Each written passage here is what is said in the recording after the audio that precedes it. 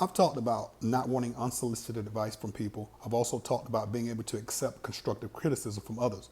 But what I haven't discussed is how to offer constructive criticism. Now, this is important for anyone in a position of leadership or management.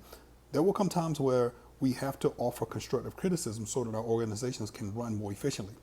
And so, some things that we need to take into consideration when we're offering constructive criticism is, for one, timeliness. We need to make sure that we don't allow things to linger on before we address them. Secondly, we need to make sure that we're very specific.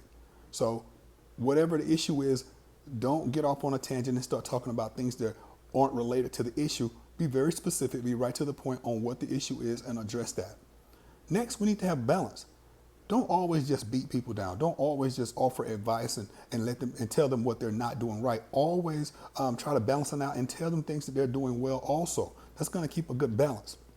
Next, we want to talk about the fact that we need to focus on behavior and not personality. Sometimes we may not be fond of someone's personality, but we need to focus on what the behavior is and what they're doing. That's the most important thing when we're offering constructive criticism.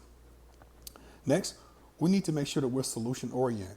When we are offering constructive criticism, it's to make sure that we're offering solutions or giving them some tips or things that they can do to make the issue better, not just to beat them down. Once again, that goes back to the balance. And lastly, I want to talk about we need to be active listening.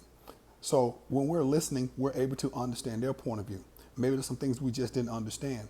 We need to take the time to ask the right questions so that we can hear what they have to say.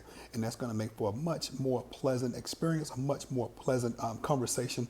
And we can get to the solutions that we're looking for a lot better and make sure that everything is working more smoothly. So I hope this helps. Till next time, take care.